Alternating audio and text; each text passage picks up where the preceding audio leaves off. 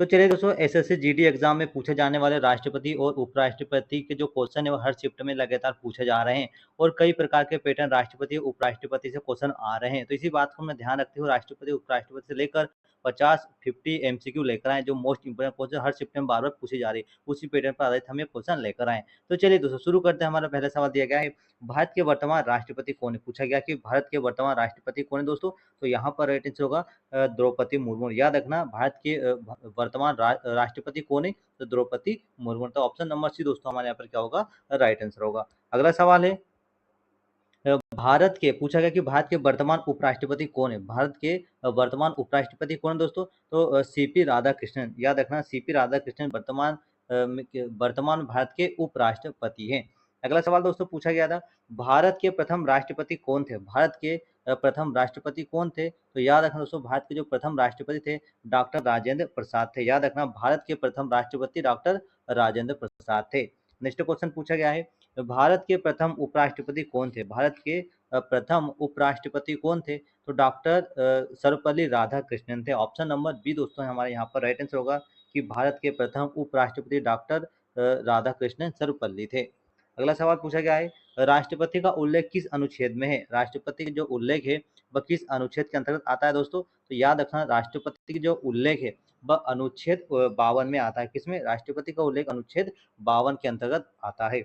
अगला सवाल है, उपराष्ट्रपति का उल्लेख किस अनुच्छेद में है। उपराष्ट्रपति का जो उल्लेख है वह किस अनुच्छेद के अंतर्गत आता है। यहाँ पर उपराष्ट्रपति की बात हो रही है, तो उपराष्ट्रपति का जो अनुच्छेद है कौन सा अनुच्छेद में आता है उपराष्ट्रपति, तो अनुच्छेद 63 में आता है। तो ऑप्शन नंबर बी हमारा दोस्तों राइट आंसर होगा। अगला सवाल है, राष्ट्रपति का चुनाव कौन करता है। राष्ट्रपति का जो चुनाव है वह कौन करता है। तो याद रखना, निर्वाचन मंडल करता है। जो राष्ट्रपति का जो चुनाव है, राष्ट्रपति का चुनाव कौन करता है, तो वह निर्वाचन मंडल राष्ट्रपति का चुनाव करते हैं। अगला सवाल है, उपराष्ट्रपति का चुनाव कौन करता है। उपराष्ट्रपति की बात हो रही है, तो उपराष्ट्रपति का जो चुनाव है कौन करता है। तो यहाँ पर राइट आंसर होगा संसद के दोनों सदनों के सदस्य। उपराष्ट्रपति का चुनाव संसद के दोनों सदनों के सदस्य करते हैं। अगला सवाल है, राष्ट्रपति का कार्यकाल कितने वर्ष का होता है। राष्ट्रपति का जो कार्यकाल है वो कितने वर्ष का होता है। तो याद रखना, 5 वर्ष का होता है। कितने वर्ष का होता है, तो यह 5 वर्ष का होता है। अगला सवाल है, उपराष्ट्रपति का कार्यकाल कितने वर्ष का होता है। अब उपराष्ट्रपति का पूछा गया है, तो उपराष्ट्रपति का कार्यकाल भी 5 वर्ष का होता है। यानी कि 5 वर्ष राष्ट्रपति का कार्यकाल होता है और 5 वर्ष उपराष्ट्रपति का भी कार्यकाल होता है। अगला सवाल है, राष्ट्रपति बनने की न्यूनतम आयु कितनी है। राष्ट्रपति बनने की न्यूनतम आयु कितनी होती है। तो यहाँ पर राइट में 35 वर्ष होती है। राष्ट्रपति बनने की जो न्यूनतम आयु है वो 35 वर्ष होती है। अगला सवाल है, उपराष्ट्रपति बनने की न्यूनतम आयु कितनी हो दोस्तों। तो उपराष्ट्रपति बनने की जो न्यूनतम आयु है वह भी 35 वर्ष है। कितनी है, तो वह 35 वर्ष होती है। अगला सवाल पूछा गया है कि राष्ट्रपति की शपथ कौन दिलाता है। राष्ट्रपति की जो शपथ है वह कौन दिलाता है। तो यहाँ पर राइट आंसर होगा मुख्य न्यायाधीश दिलाते हैं। राष्ट्रपति को शपथ कौन दिलाते हैं, तो मुख्य न्यायाधीश दिलाता है। अगला सवाल है, उपराष्ट्रपति को शपथ कौन दिलाता है। उपराष्ट्रपति को शपथ कौन दिलाता है, तो राष्ट्रपति दिलाता है। उपराष्ट्रपति शपथ किसके सामने लेता है, तो वह राष्ट्रपति के सामने लेता है। कौन, उपराष्ट्रपति। और राष्ट्रपति है तो उच्च न्यायालय के सामने लेता है, सर्वोच्च न्यायालय, है ना। अगला सवाल है, राष्ट्रपति अपना त्यागपत्र किसे देता है। राष्ट्रपति अपना जो त्यागपत्र है वह किसे देता है। तो यहाँ पर राइट आंसर होगा उपराष्ट्रपति को देता है। अगर राष्ट्रपति को त्यागपत्र देना है तो उपराष्ट्रपति को देना होता है। अगला सवाल है, उपराष्ट्रपति अपना त्यागपत्र किसे देता है। अब उपराष्ट्रपति अपना त्यागपत्र किसे देता है, तो याद रखना राष्ट्रपति को देता है। तो ऑप्शन नंबर बी हमारा राइट आंसर होगा। अगले, राष्ट्रपति को हटाने की प्रक्रिया क्या कहलाती है। यहाँ पर मोस्ट इंपोर्टेंट क्वेश्चन पूछा गया है कि राष्ट्रपति को हटाने की जो प्रक्रिया होती है उसे क्या कहते हैं, तो महाभियोग कहते हैं। यानी ऑप्शन नंबर दोस्तों बी हमारा यहाँ पर राइट आंसर होगा। अगला सवाल पूछा गया है, उपराष्ट्रपति को हटाने का प्रस्ताव कहाँ लाया जाता है। उपराष्ट्रपति को हटाने का जो प्रस्ताव कहाँ पर लाया जाता है, तो राज्यसभा में लाया जाता है। कहाँ पर लाया जाता है, तो राज्यसभा में लाया जाता है। अगला सवाल हमसे पूछा गया है, राष्ट्रपति संसद का कौन सा अंग है। राष्ट्रपति संसद का कौन सा अंग होता है, तो अभिन्न अंग होता है। याद रखना, राष्ट्रपति संसद का अभिन्न अंग होता है। नेक्स्ट क्वेश्चन है, उपराष्ट्रपति राज्यसभा का क्या होता है। उपराष्ट्रपति राज्यसभा का क्या होता है, तो पदेन सभापति होता है। कौन होता है दोस्तों, तो यह पदेन सभापति होता है। अगला सवाल है, राष्ट्रपति की अनुपस्थिति में कार्य कौन करता है। राष्ट्रपति की अनुपस्थिति में कार्य कौन करता है दोस्तों, तो यह उपराष्ट्रपति करते हैं। अगर राष्ट्रपति अनुपस्थित है तो उनका जो कार्यभार है वह उपराष्ट्रपति संभालते हैं। अगला सवाल है, राष्ट्रपति अध्यादेश कब जारी करता है? राष्ट्रपति अध्यादेश कब जारी करता है? तो संसद सत्र में न हो तब। राष्ट्रपति अध्यादेश कब जारी कर सकता है? जब संसद सत्र में न हो तब वह जारी कर सकता है। तो option number B right answer होगा। अगला सवाल है, अध्यादेश शक्ति किस अनुच्छेद में है? अध्यादेश की जो शक्ति होती है वह किस अनुच्छेद के अंतर्गत होती है? तो अनुच्छेद 123 के अंतर्गत होती है। अगला सवाल है, राष्ट्रपति तीनों सेनाओं का क्या होता है? राष्ट्रपति तीनों सेनाओं का क्या होता है? तो वह सर्वोच्च सेनापति हो, जो राष्ट्रपति होता है वह तीनों सेनाओं का सर्वोच्च सेनापति होता है। अगला सवाल है, 2 बार राष्ट्रपति बनने वाले व्यक्ति कौन है? तो 2 बार जो राष्ट्रपति बनने वाले व्यक्ति डॉक्टर राजेंद्र प्रसाद है। तो ऑप्शन नंबर बी हमारा यहाँ पर राइट आंसर होगा। अगला सवाल है, पहली महिला राष्ट्रपति कौन थी? पहली महिला राष्ट्रपति कौन थी दोस्तों? तो प्रतिभा देवी पाटिल जो है वो पहली भारतीय महिला राष्ट्रपति थी।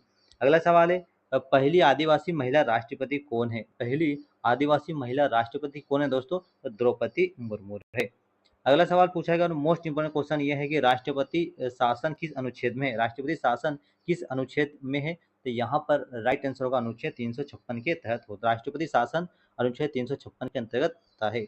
अगला सवाल पूछा गया है, राष्ट्रीय आपातकाल किस अनुच्छेद में है? राष्ट्रीय आपातकाल किस अनुच्छेद के अंतर्गत आता है? तो अनुच्छेद 352 के तहत आता है। याद रखना, राष्ट्रीय आपातकाल अनुच्छेद 352 के अंतर्गत आता है।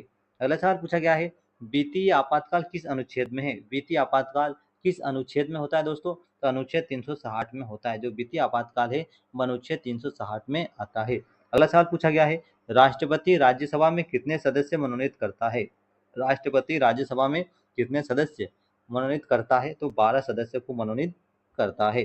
अगला सवाल पूछा गया है, राष्ट्रपति की क्षमादान शक्ति किस अनुच्छेद में है?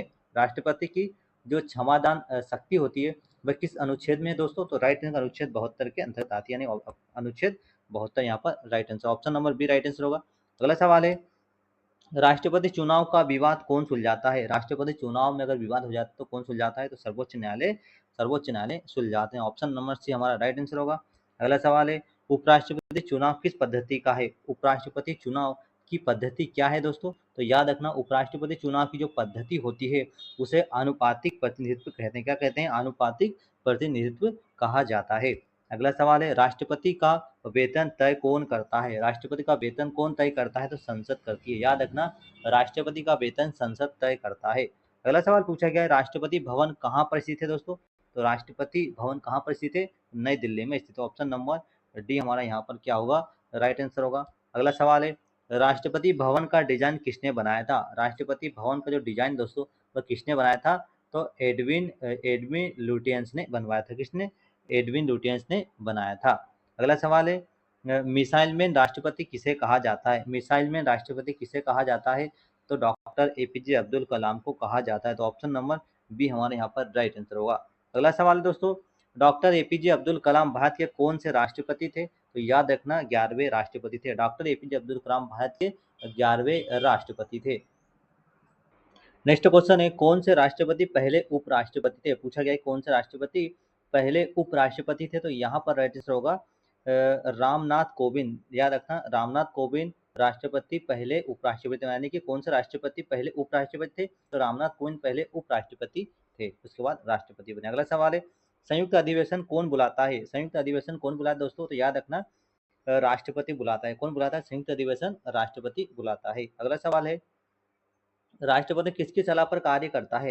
राष्ट्रपति किसकी सलाह पर कार्य करता है? तो मंत्रिपरिषद की सलाह पर राष्ट्रपति कार्य करता है। अगला सवाल पूछा गया, भारत का संवैधानिक प्रमुख कौन होता है? भारत का संवैधानिक प्रमुख कौन होता है दोस्तों? तो राष्ट्रपति होता है। भारत का जो संवैधानिक प्रमुख राष्ट्रपति होता है।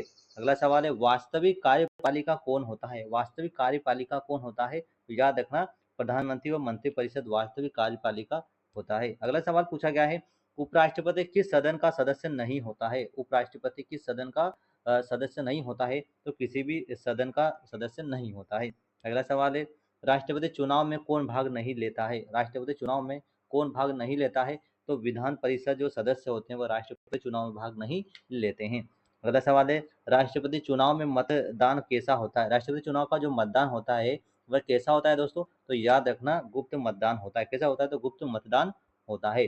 अगला सवाल है, राष्ट्रपति बनने की योग्यता क्या होती है? राष्ट्रपति बनने की जो योग्यता होती है वह लोकसभा सदस्य बनने की योग्यता कहलाती है।